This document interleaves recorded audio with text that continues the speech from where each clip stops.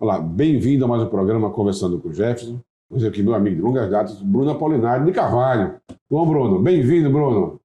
Muito prazer, agradeço mais uma vez a oportunidade de estar aqui com o senhor e já tentamos há um tempo, É né, verdade. mobilizar esse encontro e finalmente a agenda se cruzou. É, E é um prazer enorme estar com o senhor, como bem disse, desde longas datas, desde a minha verdade. infância, Isso. que eu confio, né, as suas mãos de cirurgião, né, a minha Obrigado, Bruno. saúde. Obrigado, E é Bruno. um prazer enorme estar aqui de volta, né, nesta ocasião, desse lado, para ser entrevistado, conversar nesse bate-papo gostoso com o senhor, que é um berço de sabedoria, Que é um isso, Bruno? oásis de Ô, conhecimento. Bruno, obrigado pelas palavras, Bruno. Mas, Bruno, ele hoje é geriatra, psiquiatra também, não é verdade, Bruno? Isso.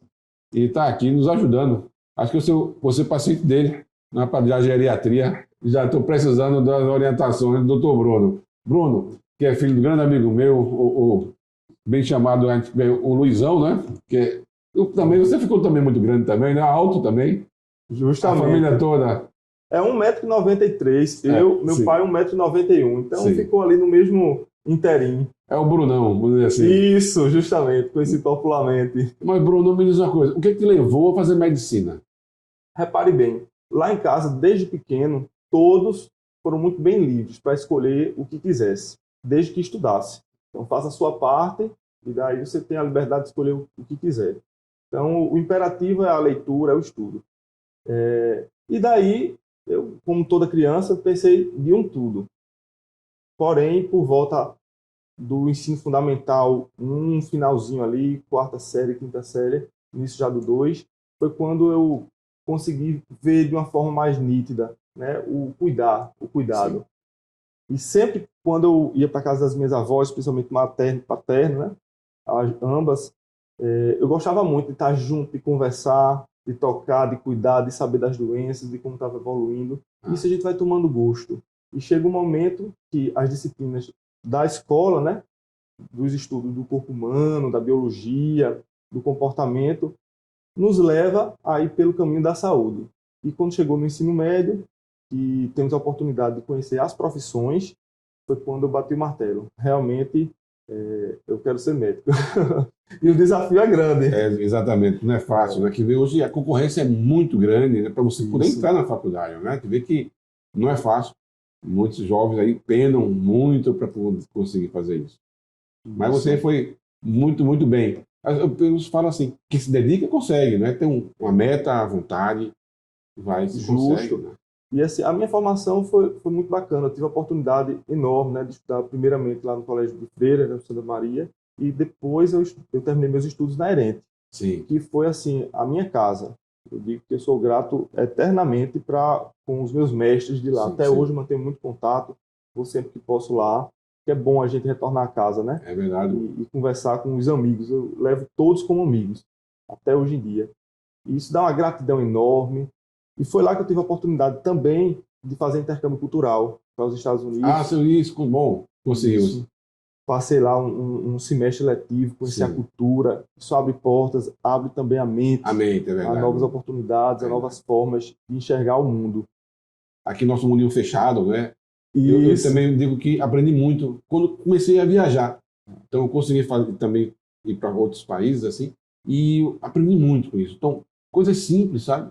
Que a gente tem a palavra certa seria, agora, tá vendo? um olhar É, cultural, a gente tem um certo preconceito, na verdade, com preconceito, algumas coisas, e isso nos limita, não é? verdade. Então, a gente quebra a barreira, dessas barreiras, Essas barreiras, essas fronteiras, a gente justo. consegue ver como é tão fácil e não é preciso ser tão naquela linha, né? Isso.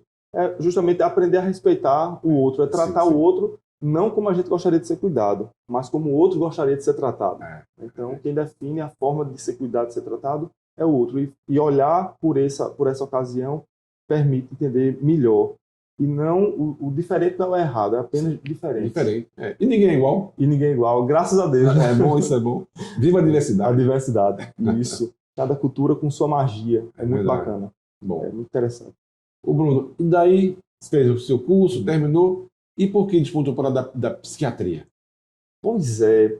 Olha, eu sempre fui um leitor quase voraz.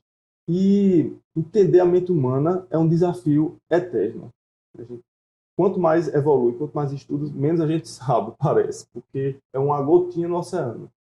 E poder ajudar essas pessoas com as inquietudes pessoais, com questões internas de passado, né, de história de vida, é muito bom você pegar a linha do tempo daquela pessoa desde a infância e saber os pontos primordiais durante a vida que puderam contribuir para o fato do adoecimento mental. Mas também a gente não só trata quem está passando por um sofrimento, né? A prevenção também, Sim. hoje em dia, é o que mais a gente fala. Como prevenir o adoecimento. E uma dúvida gigante das pessoas é o que a psiquiatria trata. Será que é só o louco, só o esquizofrênico, aquele que surtou? É totalmente distinto, né? Quem tem uma questão a se resolver está bem apto a frequentar o psicólogo, o psiquiatra, o profissional que atende na área. Eu acho muito bonito. E até eu tenho um tio que é psiquiatra. E depois, como sou cirurgião, realmente, eu fiz odontologia e depois fiz cirurgia bucomaxila. Então eu gosto muito de cortar, de rasgar, fazer aquela coisa, consertar essa parte daí, mas parando e cuidando dos pacientes, que o dentista tem um pouco de psicólogo também. Não é? E a gente conversa muito com os pacientes, e eu digo, rapaz, eu devia ser psiquiatra. Eu já tenho assim, então talvez se eu fosse médico, em vez de ir para a parte cirúrgica, talvez tivesse caminhada para a área da psiquiatria também. Sim. Na universidade, inclusive, na cadeira de antropologia, nós vivenciamos bem isso, né? A cadeira do barbeiro, Sim, que ali deu início a inúmeras profissões. É verdade. Tanto da odontologia, da psicologia, era ali onde trafegavam as primeiras profissões do mundo, né? E a gente vê isso realmente na academia. Interessante. Muito bom. Então, você hoje atende em Timbaúba. Isso, eu atendo na cidade de circunvizinhas, né? Tanto o concurso, o vínculo mais efetivo, o contrato, a gente atende a população do SUS. Certo. E também atendo a população através da clínica, né, no consultório particular. E Timbaúba é meu berço, né? Foi aqui que fui criado. Quando me formei, não pensei duas vezes. Vim para aqui, para a terra mesmo.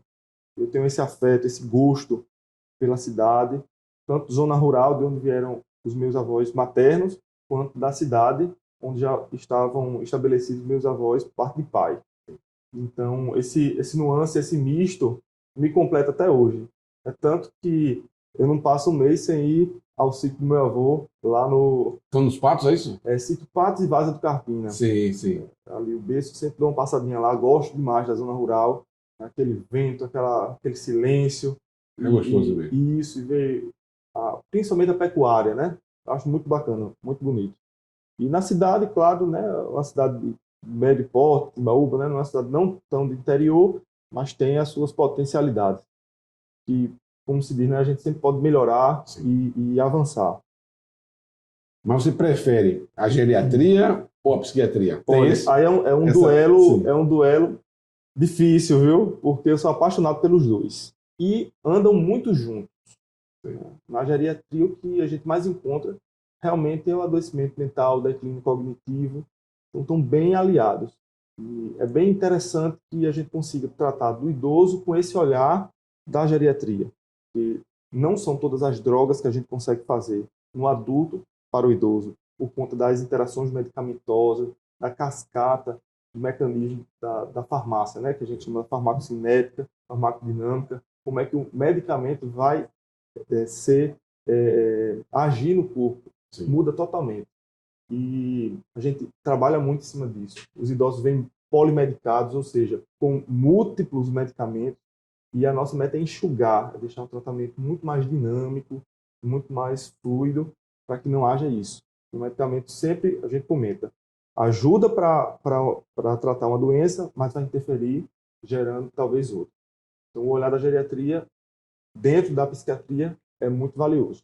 Bom, vou fazer uma pergunta, não sei se pode até cortar depois. O que eu via é que os psiquiatras, de uma forma geral, entopem os pacientes de medicamento. E eu vejo, não sei se realmente tem se conseguem ajudar esses pacientes. E, como não sou da área, eu vejo que muitos pacientes não melhoram com aquele tipo de coisa. É assim mesmo? Ou está mudando essa história? Está Tem mudando? mudado drasticamente. Antigamente se utilizavam muito os benzodiazepínicos, né, os famosos tarja preta, tá, que dopavam, que deixavam os pacientes realmente mais lerdos, lentificados e que viciavam. Então, a maioria do arsenal terapêutico hoje, do conjunto de medicamentos que a gente tem na psiquiatria, eles são muito mais ordeiros, não viciam, não geram dependência, interagem menos, e por isso o poder de escolha. Então, a gente avança bastante quanto às medicações, sobretudo para sono, que é uma queixa larga no consultório. Antigamente era o Rivotril, o Alprazolam, Bromazepam, entre outros. Então, hoje o arsenal terapêutico é muito grande para a gente tratar sono. Não precisa entupir o medicamento. E vai muito da conversa com o paciente, porque uns chegam tão assim, ansiosos por ver um resultado que pode-se até lançar mão desses antigos, mas por um breve período. E logo a gente retira e deixa pouco medicamento que vá direto ao ponto. Então, essa mesmo não é errado, esse pensamento que eu tinha. Sempre existiu realmente isso. Sempre existiu. E, inclusive, até hoje em dia, a gente pega pacientes polimedicados, com 5, 6 medicamentos, chegam travados, com aquela marcha parkinsoniana, como se tivesse Parkinson ali. E quando a gente vai desprescrevendo, o paciente dá uma levantada, melhora, sem ter prejuízo funcional. Outra coisa que eu vejo com esses medicamentos, eu sou da emergência, eu trabalho com trauma de face. Chegam, vez por outra, velhinhos, idosos, que acordam para ir ao banheiro e por tomar medicamentos desse tipo, eles caem. Isso. Mas não tem o controle, eles ficam sonolentos realmente. Então, E alguns deles provocam até alucinações. Por isso que o idoso é muito mais cuidadoso. E medicação de hipertensão, da pressão, eles podem cursar também com hipotensão postural, quando o paciente levanta e cai.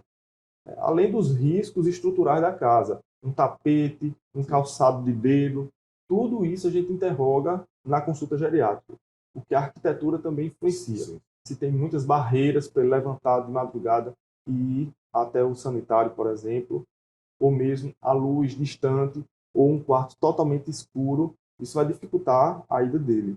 Então, é deixar quanto mais funcional, melhor a residência, para evitar esse tipo de trauma, porque é muito danoso no paciente idoso.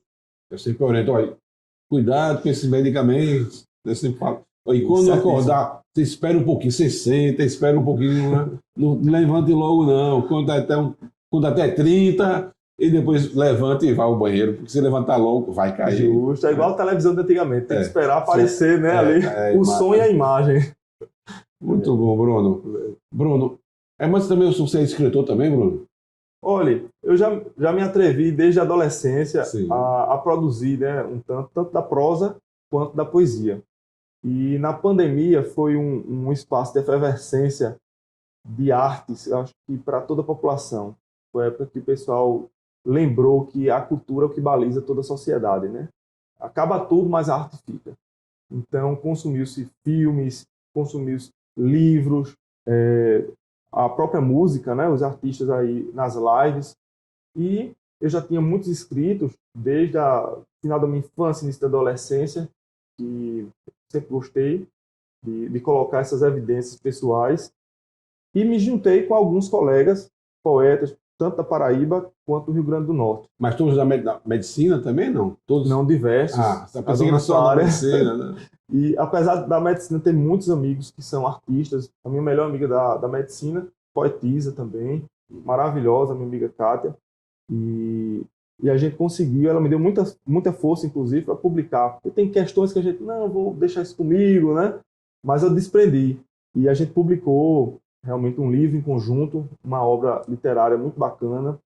Inclusive, eu trouxe para lhe presentear com um livro aqui da coletânea Reviver. De fato, induz isso. Reviver, né, essas inquietudes pessoais, as efervescências que eu até coloquei aqui, pubertárias, né, desde a minha adolescência até então. Continuo escrevendo, não com a mesma avidez em virtude do labor, né, do trabalho, mas é o que ajuda a gente a incrementar, né, o brilho da vida. Então, eu trouxe aqui já autografado para o senhor. Que bom, muito obrigado. E quando o senhor for ler, um chocolatezinho para adocicar, né? Poxa, obrigado, doutor. Aqui, muito bem. Muito bom. Ó, aqui, obrigado, Bruno. O Ireli, sim, muito bom. Muito obrigado. Obrigado também pelo chocolate. Um Valeu. cafezinho, né? No final de tarde combina. Muito bom, Bruno. E mais pretende continuar escrevendo assim? Com certeza, com certeza. Eu adoro as artes. Finais de semana, quando eu estou na capital, em João Pessoa, que é onde eu me formei, sempre vou ao teatro, sempre vou ao cinema, há também algumas experiências culturais de música. Sou frequentador ávido. E ainda no tempo livre, antes de dormir, a gente pega um livrinho para ler, né? Que bom. É sempre Aqui em importante. Timbu é uma pena nós não temos hoje um cinema, um teatro, né? Embora tenha a Fundação Jada de Andrade, que acho que você já participou Já alguma vez. participei, A sua sim. tia faz parte, é integrante também do quadro. Aí ele tira aí. Tiraí Duarte, que é maravilhosa. Pessoa Excelente. fantástica ela. Interessante isso falar em cinema, que o meu avô, inclusive, no tempo que ele namorava minha avó, ele falou que saiu do sítio Patos Sim. e veio para o cinema aqui em Timbaúba, né? Então, vinha para o cinema, ele conta até uma história que veio com um sapato muito bem engraxado, né? Um sapato social. E quando ele foi entrando no cinema, o piso muito liso, ele levou uma queda. Então, é bem fatídico essa passagem, mas ele sempre conta. Então, eu vejo assim, né? Uma cidade que evoluiu com o tempo, mas em questão de cultura, muitas gerações, desde meus pais, né? Que está evoluindo, questão cultural. Mas, infelizmente, não é só isso, não. Está melhorando com grandes médicos chegando na nossa cidade agora, está melhorando essa parte da saúde, mas, infelizmente, a cidade está em decadência, infelizmente. Não é? A gente tem que dar cultura, orientar essas pessoas. Não é? E temos muitos artistas. Educação para essas pessoas também precisa muito. Né? O senhor sabe muito bem, né? A quantidade de artistas que temos. Sim. Eu tenho muitos amigos artistas que realmente... É um celeiro aqui, não é? De artistas, em todas as áreas. Todas as áreas. A Fundação temos lá pessoas do cinema, do teatro, dos desenhos, de tudo, todas as áreas. Da fotografia, temos poetas também na Fundação. Assim, é bom. Falta só um apoio maior, uma ênfase, né? Tem que... Mas lutamos por isso. Com certeza. Lutamos por isso. É verdade. E assim, né, a cultura alivia o sofrimento, né? A cultura deixa as pessoas muito mais conectadas no ponto de vista humano. Conecta. É muito democrática a cultura. Quando a gente escuta uma música, escuta o nobre, o pobre, o branco, o preto, não tem distinção. E todos entendem a mensagem, todos se conectam, todos se emocionam por igual. Da mesma forma, a libertação através da leitura faz com que todos viajem no tempo, viajem na cultura e imaginem cada cena, cada situação. Então é muito democrática a cultura, por isso que eu sou apaixonado por cultura. E quiçá todos pudessem experimentar e se desafiar. Eu chamo sempre meus pacientes a isso. Faça uma leiturazinha antes de dormir, né? Seja a que você preferir. Mas pegar no livro, né? Sentir o cheiro do livro e ler aquelas 10 páginas antes de dormir, enobrece como ser humano, né? A gente se torna muito mais gente. Isso, Bruno. E também, outro lado da cultura, também a história. Não é? Acho que um homem sem história é feito uma árvore que não tem raiz, não é? Ele tem que ter a sua base, e aquela história é o referência da sua cidade, do seu povo, né? Seu povo. Ele tem que... Aqui também se apaga a história, mas também estão lutando a favor de que a história seja perpetuada, não é? Isso. Eu lembro que na minha alfabetização, lá na escola, né, tinha uma apostila da história de Timbaúba. Eu achava aquela apostila linda, assim, né? A Timbaúva, que deu nome à cidade, né? Árvore Timbaúva, os pontos principais, as estações de trem, a Rosa e Silva, né? Citado bastante por escritores nacionais. E isso dá uma alegria, né? De você saber, poxa, notável, uma cidade notável também, através disso. Mas, voltando para a área da saúde, estamos no mês de novembro. E no mês de novembro hoje tem uma luta, não é? Toda a favor do homem, a favor da conscientização, da importância, não é? Dos exames, né? De rotina, principalmente agora o Novembro Azul, né? Que fala quanto ao câncer de próstata e essas coisas todas. E que podemos orientar o nosso ouvinte, nosso amigo que está lá escutando o nosso bate-papo. Eu não aceito ninguém que esteja escutando aí esse bate-papo com o Dr. Jefferson a não procurar o seu médico, viu?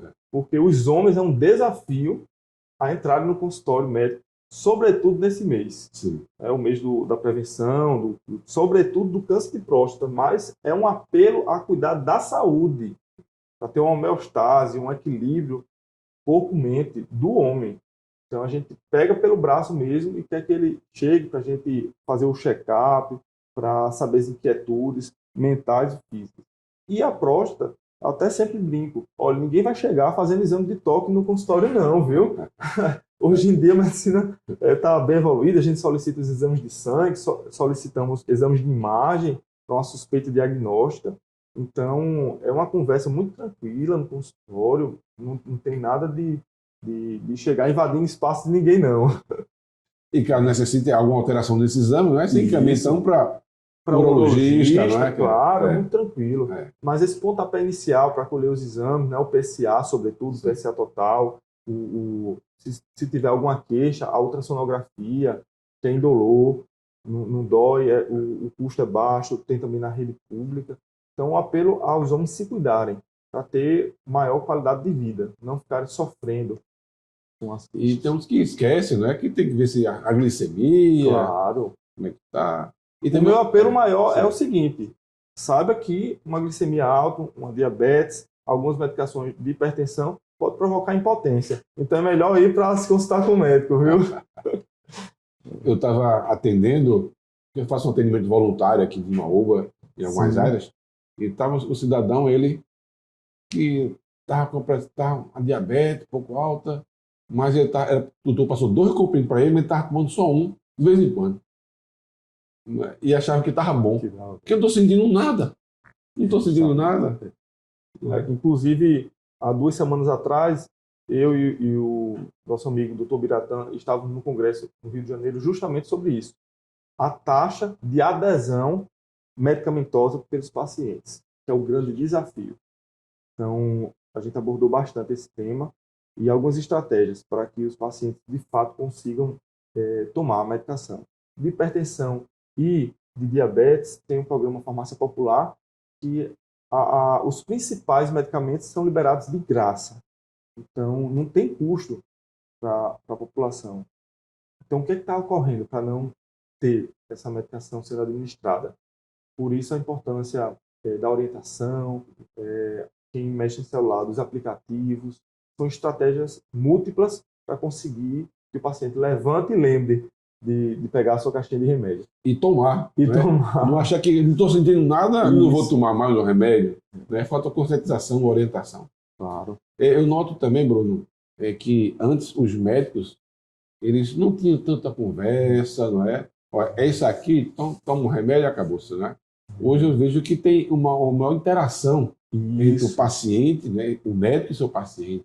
Sobretudo, essas questões mentais, mas toda consulta ela é baseada na anamnese, né, que é a conversa, a primeira descoberta, a troca de ideias com o paciente e o exame físico. Então tem que ter esses 2 momentos. A gente bem sabe que em algumas situações no SUS a demanda é tão grande que se impede, mas toda consulta precisa ter aquele tempo hábil de conversar e de examinar o paciente para compreender as questões de cada qual. Não é fácil, é um desafio, né, de ambos os lados, porém a medicina é um imperativo, né? Além de ser uma ciência da saúde, é uma ciência humana. Você trata com pessoas múltiplas culturas, múltiplos pensamentos, e precisa de tempo, precisa de conversa, do tete a tete, né, do contato. Você tem que tratar de uma pessoa que tem um problema, não só do problema, né? É justo. Tem que ver isso. Porque a doença é um capítulo, mas a pessoa é um compêndio, é um livro inteiro. Então, e quando aquela doença está numa pessoa, é totalmente distinta do livro, né? A minha doença é diferente da sua, apesar de ter o mesmo nome. Mas quando ela está no seu corpo, é diferente do que ela vai evidenciar no meu. Então tem ainda essa peculiaridade. Doutor Bruno, olha, quero agradecer a sua vinda aqui no nosso programa. Foi uma honra tê-lo aqui mais uma vez, conversando. E é muito bom ver que aquele menino que eu vi pequenininho ficou um bizarrão desse e competente, trazendo assim, mais saúde para a nossa população, orientação. Né? Isso é muito bom, sabe? É gostoso ver. Assim. Eu me sinto muito contente por ser timbalbense e ver pessoas assim jovens que gostam da cidade, que demonstram isso, que eu vejo que muitos não voltam para a cidade, né? E voltando para aqui, eu gosto muito disso. Eu dou parabéns a você. Espero que sirva de exemplo para outros jovens também, que aqui tem espaço para todo mundo, que podemos crescer cada vez mais. Né? Muito obrigado por ter vindo. Eu que agradeço, é uma satisfação enorme, né? E principalmente sabendo que o senhor é uma personalidade da cidade, né? Um ser humano que exala realmente luz, exala realmente uma paz enorme. Essa tranquilidade que o senhor sempre teve, que é a sua marca e competência, por isso que a gente tem essa confiança mútua. E eu sou agraciado, né, por ser não só seu paciente, mas seu amigo desse tempo todo, dessa trajetória, e dizer que a admiração é enorme, né? Obrigado. Você é uma pessoa extremamente admirável. E muito obrigado, mais uma vez, ao senhor, a toda a sua equipe, uma satisfação. Bruno. E para minha amiga Júlia, né? Sua filha também. Júlia, sim. Júlia agora está viajando, Júlia, né? Isso. Júlia agora virou mochileira, ela é nômade agora. Ah, é uma figura, uma criatura que eu admiro muito também. Bom, não poderia ser diferente, né, sua filha? Valeu, Brunão. Satisfação, viu? Muito bom. Valeu. Muito obrigado. Pessoal, lembre-se que esse Conversando com o Jefferson, e tem outros programas também, conversando, lá no YouTube também. Então, lá, entre lá, procure nossa página lá, se inscreva também, compartilhe e manda mensagem. No mais, um abraço, tudo de bom para vocês. Até mais.